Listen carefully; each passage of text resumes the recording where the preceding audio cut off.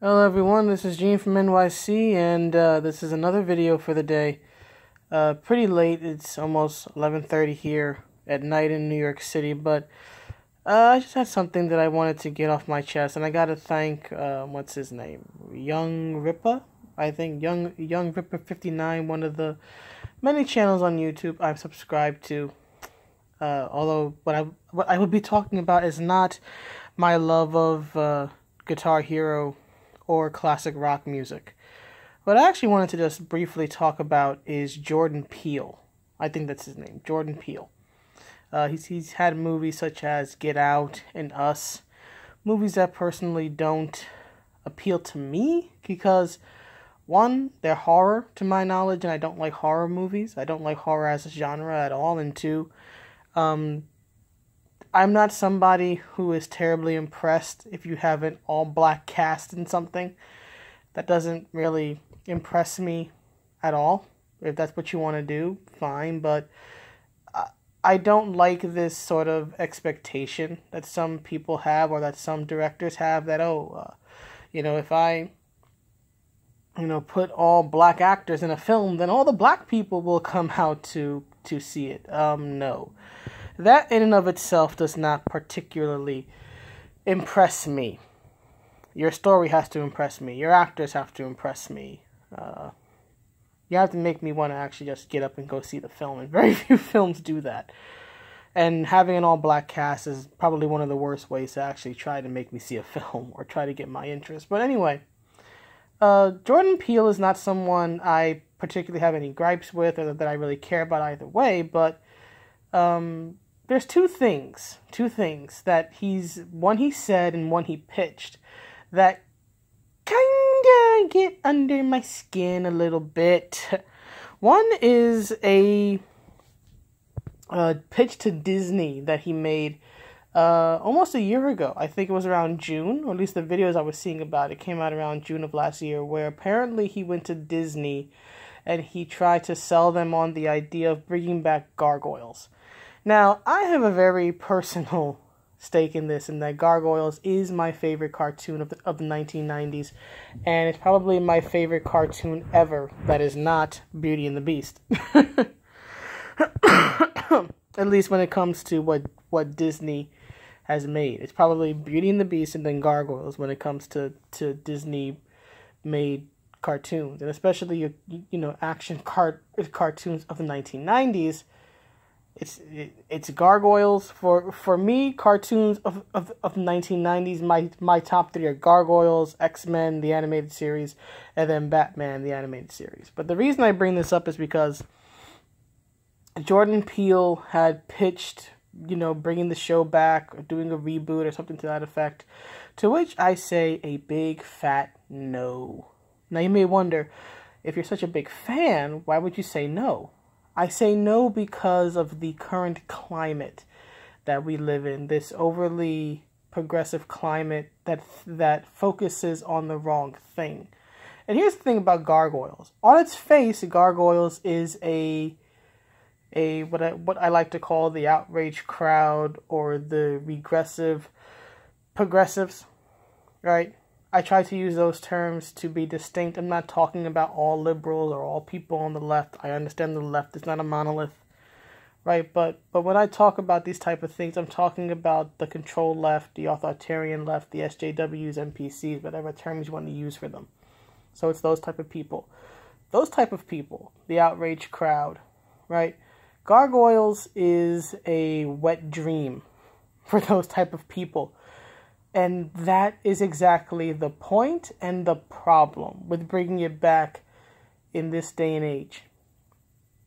Woke media, woke Hollywood, which Disney sadly is now part of, would focus on the wrong things, right?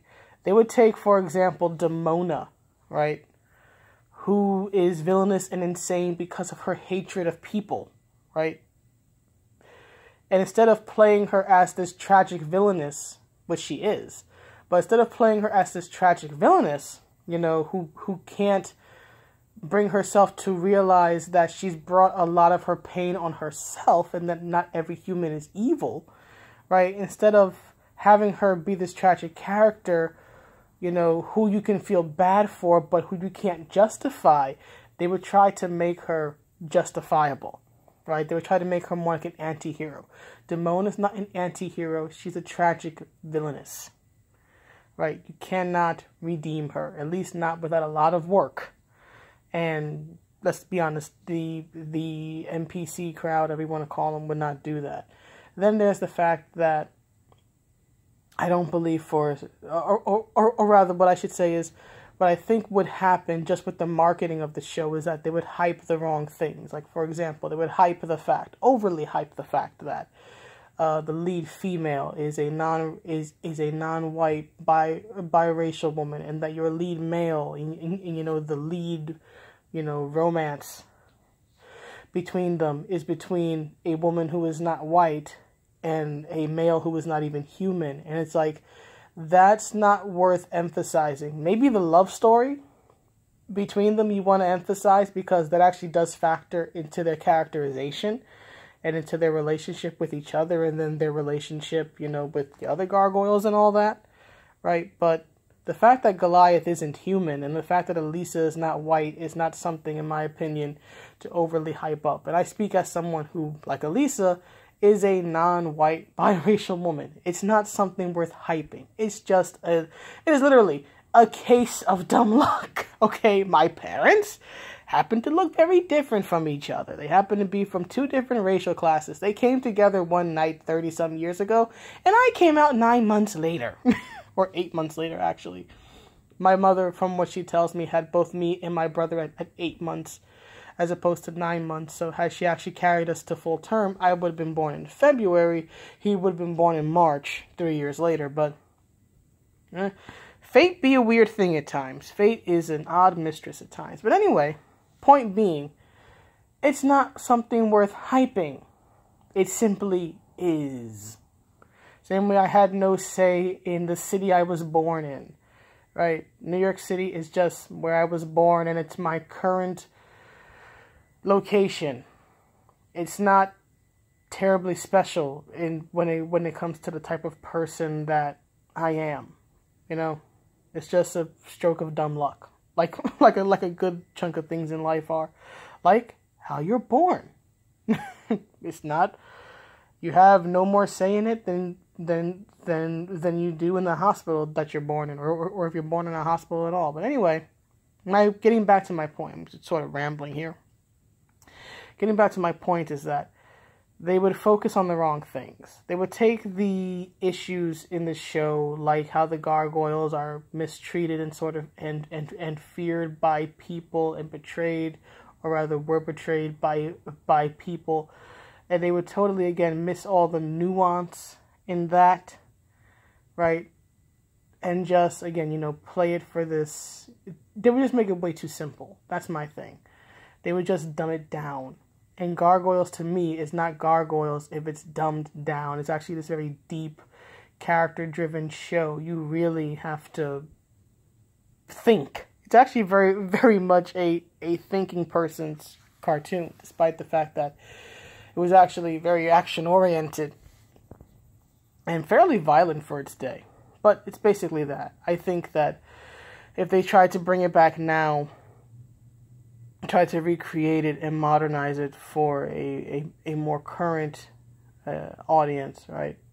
For the more current year audience, you're just gonna get a bastardized version of what I grew up on, and I love that show too much. I love it too much to see it be ruined like that, right? So for bringing back Gargoyles in this climate, it's a no. But more importantly, and to finally get to the point of the video, Jordan Peele has apparently said that he doesn't see himself casting white leads in his films. And here's my concern with that phrase. One, obviously, right, it's very discriminatory, and it's discriminating mainly just on race, which I think is just fundamentally wrong, right? That he would not hire somebody for a lead role, right? just because of their race. That's the impression that I get because of what he said. I don't mind the fact that he has a preference to make quote unquote black films and therefore hire black actors. If he wants to do that, fine. But to me, there's a difference between a preference, right? And then saying you will not do something, or in his case, he doesn't really see himself, doing this particular thing, which is casting a white actor.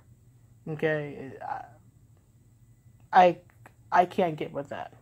I cannot agree with that. But more importantly, I think from a creative standpoint, he's really backing himself into a corner.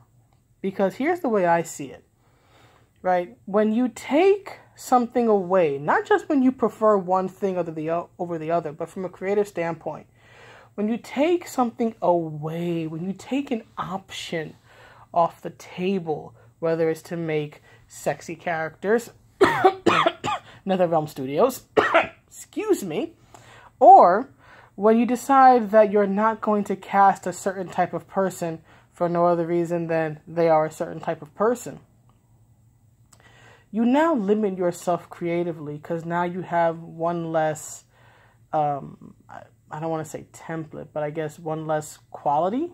I don't know. I can't think of the term. But you have one less thing. Not the best word, but it's what I'll go with. You have one less thing to work with, right? So now you're limiting yourself. And I think that that's actually a very bad thing to do, especially in the beginning of the creative process, when you're sort of dreaming up and imagining what your characters could look like or even should look like, right? Because there are some characters, who maybe could be played better by a certain actor of a certain race.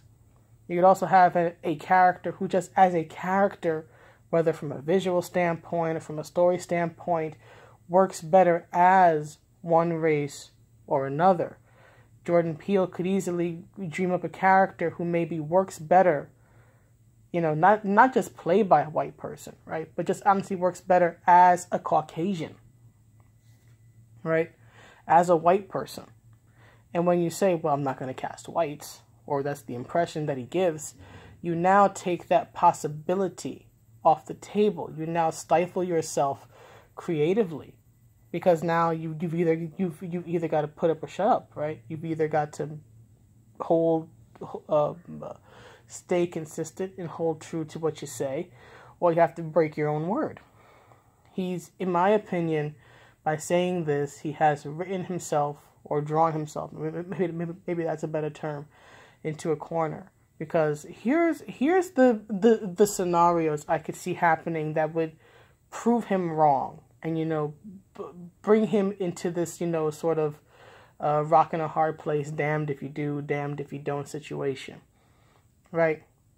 He writes a character, for example. He's just dreaming up what this character would look like, what their story is, and he realizes, oh, this character actually might really work well from the perspective or from the viewpoint of a white person.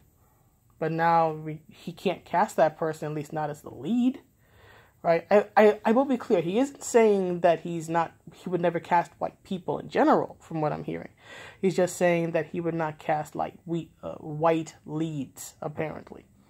But again, he could easily think up a lead character and go, oh, wait, this character actually would work better if he or she were white. But now, right, you've come out and said in public that you wouldn't cast a white lead. What do you do? Or what if, again, he thinks up a character, right, and he writes up the character, and he's like, I actually know the perfect actor or actress for this role. They would totally work. But they're white. What do you do? What if he's, at a casting for a totally different thing? It happens all the time in Hollywood. Actors, directors, producers, they're always working on multiple projects. He could easily, be watching an audition and find himself going, you know what?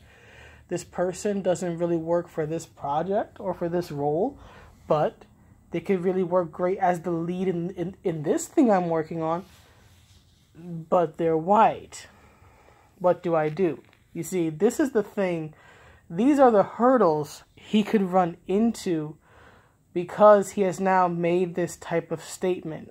I have experienced enough in life to know that whenever you say something like, I will not do this, I would never do that, that life will find some way to prove you wrong. I've experienced it personally. I will only ever eat, chocolate ice cream. Then I find like cookies and cream. It's like, there's a hell of a lot of vanilla in there, but damn, it tastes good.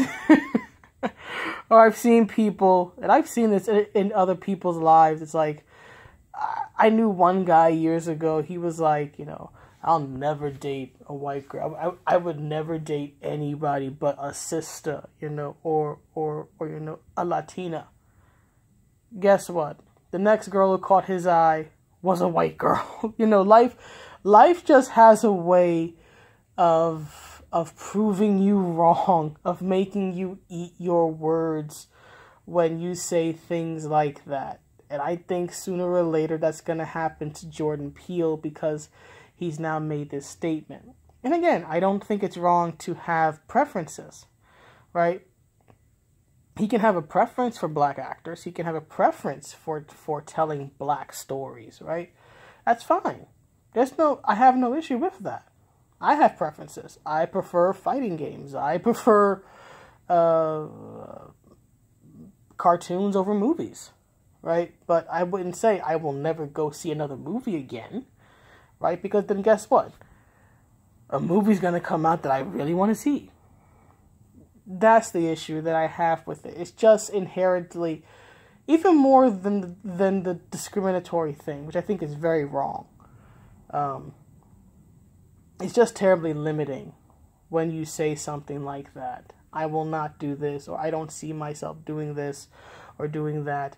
Phrases like never say never exist for a reason, because life will prove you wrong. And I'd actually like to use a real-world Hollywood example of how being open-minded, perhaps having a preference but not taking the other option off the table, actually worked out. And I've mentioned this in a few of my Captain Marvel videos, but if you're not familiar with Agents of S.H.I.E.L.D., Ming-Na Wen plays the role of Melinda May.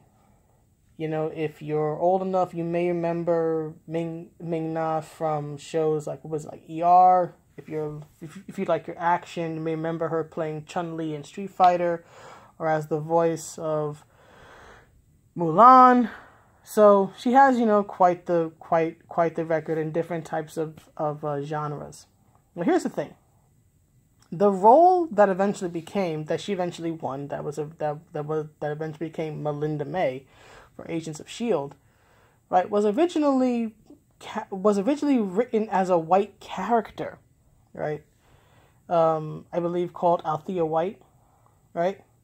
Now, I have no doubt that the casting people that day, were probably looking to hire a white person, right? I don't think it's wrong to surmise that, at least to my knowledge, that they, again, because they're in a white character, they're probably looking to hire a white woman to play the role. However, they did not lock themselves into this, right? They still had a casting call, which to my knowledge was open. Anybody could apply. And she did. And she auditioned. She, knocked their socks off. She won the role. And they rewrote the character, and gave her a different name and gave her a slightly different background, to justify her now being Chinese American. Imagine what would have happened if the casting directors, which again, I do believe had a preference, probably had a preference leaning toward a white woman. I'm not going to say that I don't think they didn't. I do think that they did, because they had originally envisioned the character as a white woman. But imagine what would have happened if the casting people that day that she auditioned for the role had been like Jordan Peele and had said, we're not casting anybody but a white woman for this role. Not simply having a preference or a likelihood to more than likely. I know, kind of roundabout way of saying it. to cast someone who was white, but just said, nope, we're only casting white people. We're only seeing white people. We don't care what your name is. We don't care what your credits are. If you're not white, we're not going to consider you for this role. Aside from the uproar, right, the biggest tragedy of that would have been that they would have lost the perfect woman for the role. All because she's not white. Fortunately, they didn't do that. She auditioned. They loved it. And guess what? The show's been going on for years. It's kind of, been a resurgence for her career. Right? Her character has been featured in the comic books, and it's been great all around. All because the casting directors, despite having, a image in mind, still kept an open enough mind to consider someone else. Right? And that's all I'm saying. Again, you can have your preferences. But when you take something out the hiring, when you take a type of person, a type of actor out the hiring pool, when you take an option off the table, you limit yourself. And more likely than not, when you do that, life is going to find a way to make you eat crow. And crow is not a tasty bird, I'm just saying. So anyhow, that's my way too long, rambly video. I hope you enjoy it. Hopefully I'll make a few more videos this week. Hopefully get back to some comic reviews. And so, I will see you wonderful people next video. Have a good night or day, whatever the heck you're doing. Bye.